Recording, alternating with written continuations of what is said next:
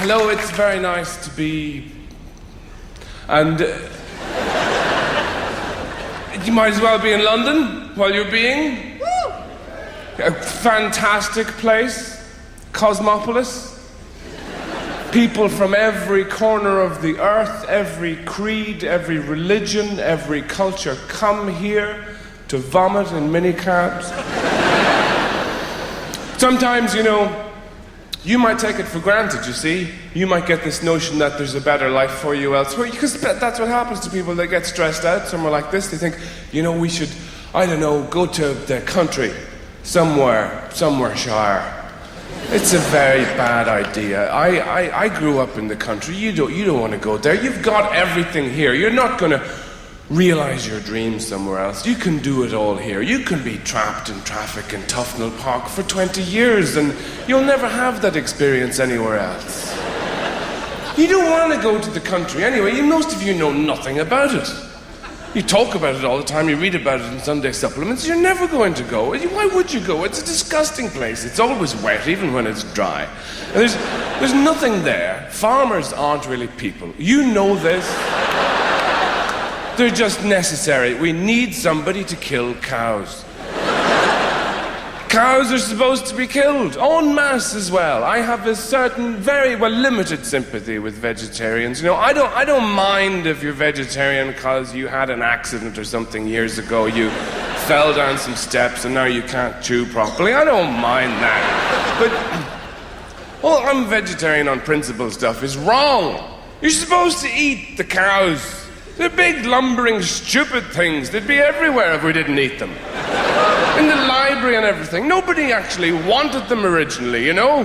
They were just mid-conversation. They kept getting bumped into by these cretins going, I couldn't take it anymore. Give me a fucking fork. I'm going to deal with this. What people really want are squirrels, but they're too quick.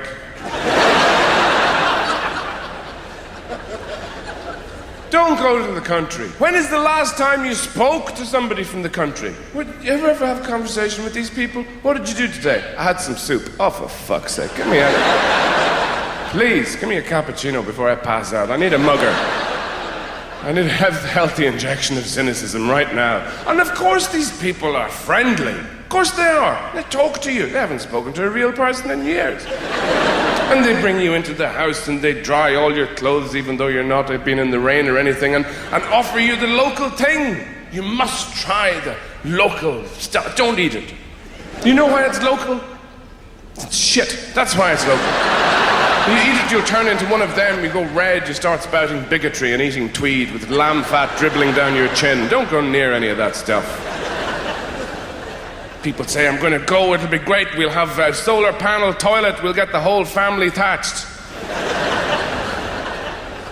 Rubbish. And then you get these articles about how unhealthy modern life is in a city. You know, you get mobile phone tumors, far more likely in the city. Well, you know what? So is everything else, including sex, coffee, and conversation.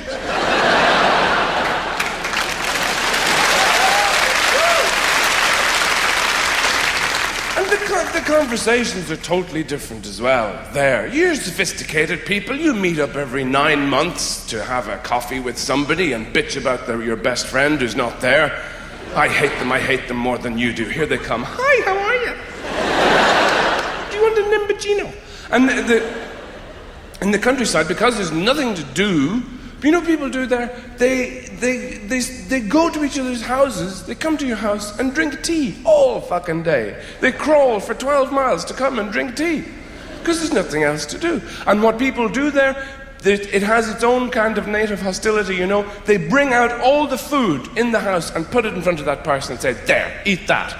Because if you don't put on a good spread, you'll be ill-spoken of in the village. So people bring out 19 different kinds of potatoes, sheets of ham, waves of ham. You take a bite out of the middle, you save yourself the price of a poncho. They put it in front of that person, and they say, fucking eat that. And they stay there all day. Eat everything you have, drink everything you have, and they never know when to go.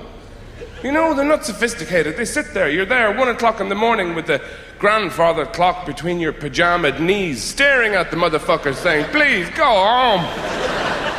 You end up saying terrible things. Look, we drank everything in the house. I don't think that minicab is coming. I know we had 8 or 9 bottles of wine and half a bottle of whiskey, but I think you should drive. I do. I will personally sellotape your hands to the wheel. Get in the fucking car. Go away from here, please.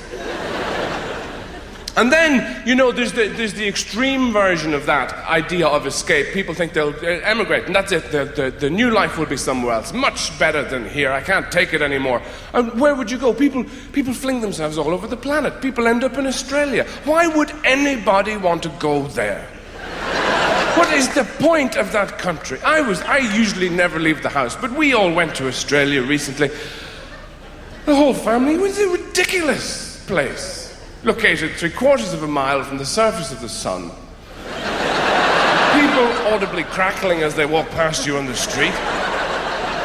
That's why they all barbecue. You don't need to cook somewhere like that. You just bring the shit out, fling it on a grill, and it bursts into flames. It's not supposed to be inhabited, and when they're not doing that, frying themselves outside, they all fling themselves into the sea, which is inhabited almost exclusively by things designed to kill you. Sharks, jellyfish, swimming knives, they're all in there.